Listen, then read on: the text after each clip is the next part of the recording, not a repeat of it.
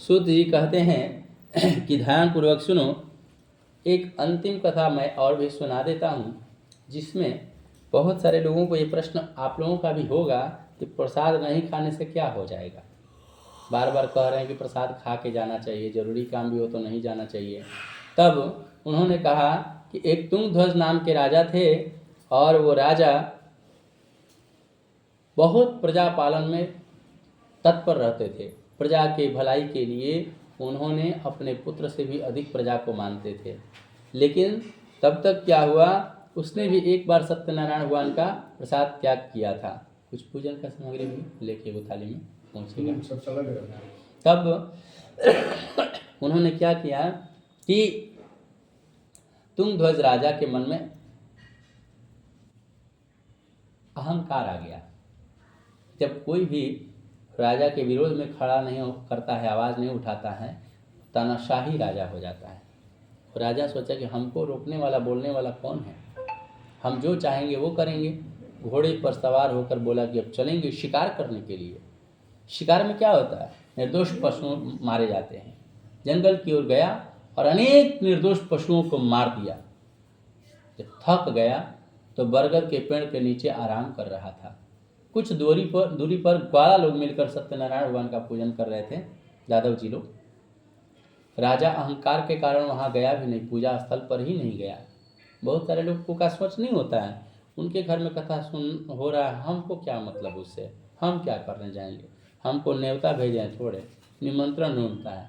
जबकि भगवान की जब कथा कहीं भी सुनाई दे कि हो रही है, दौड़ कर जाना चाहिए, सब काम छोड़कर वहाँ पहुँच करके कथा सुननी चाहिए। वो कथा आपके लिए हो रही है, उसमें निमंत्रण का इंतजार मत कीजिए। गुरु के यहाँ पता चले कि गुरु जी आ गए हैं, सब काम छोड़कर गुरु जी से मुलाकात करने पहुँचे। वहाँ निमंत्रण मत ढूंढ लिए कि निमंत्रण आएगा तब हम गुरु जी के पास जाएंगे, नहीं, गुरु के पास, भगवान के पास पता मिलते ही कथा हो रही है तो भगवान ही है, वहाँ तुरंत जाना चाहिए।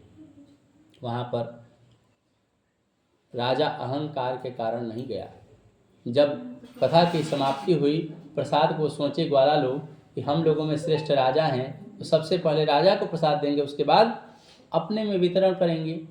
लेकिन राजा के पास जब प्रसाद को दिए तो राजा बोला कि हम प्रसाद नहीं लेंगे, हमको इससे कोई मतलब नहीं है, और भगवान को भी प्रणाम नहीं किया। जब व्यक्ति के जीवन में अहंकार आ जाता है तो अपने से बड़ा, अपने से श्रेष्ठ दूसरे को मानता ही नहीं है और किसी का वैल्यू नहीं देता। तो सोचे कि प्रसाद हो सकता है कि हमारे सामने खाने में शर्मा रहे होंगे राजा, इसको रख देते हैं, बाद में अकेला में हो सकता है खा लेंगे। नहीं होता है, औरतें कभी कभी रूठ जाती हैं घर में, तो सोचती है कि कोई मनाने आएगा हमको तब हम खाना खाएंगे, तो खाना से रूठ जाती है, खाना नहीं खाएंगे। इतना सोच करके तो पति मनाने आए चाहे बेटा मनाने आए, थोड़ा सा भाव खा लेंगे, उसके बाद सत्यनारायण, उसके बाद हम खाना खाएंगे, ऐसा मन में विचार करती है। लेकिन यदि कोई खड़ूस पति मिल जाए कि जाओ खाना हो चाहे नहीं खाना हो, हम खा पी के टंच रहेंगे, तुमसे क्या मतलब है, तो वैसी स्थिति में बड़ा मुश्किल का सामना करना पड़ता है। औरतों को 2-2, 3-3 दिन कभी कभी उपवास रह जाना पड़ता है। लेकिन भूख की एक सीमा है, 2 दिन 3 दिन के बाद तो भूख लगेगा ही ना। तो एक दिन मारे थे खाना बना करके रेडी की, सबको खाना पीना खिला दिया, अपने नहीं खाई, और लास्ट में अपने से खाने वक्त पति गिन लिया कि 5 रोटी बाकी है, कैस्ट्रोल में रखा हुआ है। सुबह उठ के देख रहा है कैस्ट्रोल में 1 रोटी नहीं है, तो सब गायब हो गया। तब पूछा, अरे तुम जानती हो क्या, इसमें तो 5 रोटी था। तो बोली ना, हमको क्या पता, वो तो बिल्ली उली खा गई होगी, हमको कुछ नहीं मालूम। तो बोली कि कैस्ट्रोल में जब बंद है तो बिल्ली कैसे खाएगी, गिरा सकती है भले, खाने के लिए तो आदमी ढक्कन खोलेगा तभी खाएगी। ऐसा तब तक राज खुल ही जाता है, भेद खुल ही जाता है, फिर साधारण अवस्था हो जाती है, सब गुस्सा वगैरह सब खत्म। उसी प्रकार से ग्वाला के मन में विचार आया कि हो सकता है कि राजा अभी भाव खा रहे होंगे, इनको छोड़ दिए जाए, अपने खा लेंगे। लेकिन राजा भाव खाने के लिए नहीं, बल्कि उसको तो अहंकार था, इस कारण वो प्रसाद नहीं खाया और दूसरे रास्ते से अपने घर की ओर चला गया। घर पर जब पहुंचा, उसके 100 पुत्र थे और धन धान्य, तो राजा था तो सब कुछ भरा पूरा था। सब का सब अस्त व्यस्त हो गया, नष्ट हो गया, 100 पुत्र मर गए एक बार में। अब मन में विचार किया कि लगता है कि सत्यनारायण भगवान का पूजा हमने नहीं किया, कथा नहीं सुनी, प्रसाद नहीं लिया, इस कारण भगवान ने ये सारा धन संपत्ति नष्ट कर दिया। अतः हमें उन्हीं की शरण में चलनी चाहिए, तभी हमारी इच्छा पूरी होगी। पुनः ग्वाला लोगों को अपनी निमंत्रण दे करके बुलाया और विधि विधान से अपना धन संपत्ति मिलाकर पूजा किया, भगवान से क्षमा मांगा, फिर करुणावत्सल उन्हें करुणा किए, दया किए और पुनः यथावत धन संपत्ति भर दिए। बेटे भी जीवित हो गए और तब से वह राजा सत्यनारायण भगवान का पूजा करने लगा। इस प्रकार से भगवान की पूजा फल देने वाली है। इस कथा को जो सुनता है उसका कल्याण होता है। भगवान को कोई काल, कोई सत्य, कोई ईश, कोई सत्यनारायण, कोई सत्यदेव कहते हैं और भगवान भी अपनी भक्तों की इच्छाओं को पूर्ण करने के लिए अनेक रूपों को धारण करते हैं। अतः भगवान की पूजा कलयुग में सबसे अधिक फलदायिनी है और सबसे कम खर्च वाली है। तब अब आप लोगों को मैं सुना देता हूँ कि जिन्होंने सत्यनारायण भगवान का पूजा पहली बार किया, अगले जन्म में उनके साथ क्या हुआ, जानना चाहेंगे? तो सबसे पहले शतानंद नाम के ब्राह्मण ने पूजा किया था, जो भिक्षा मांग के जीविकोपार्जन करते थे। अगले जन्म में ब्राह्मण के रूप में ही जन्म हुआ, सुदामा के रूप में, और श्री कृष्ण का ध्यान करते करते मोक्ष को प्राप्त कर लिए। दूसरी बार कथा किसने सुनी थी? अब आप लोग बताइए। कथा सुन रहे थे ना इतना ध्यान से? हैं?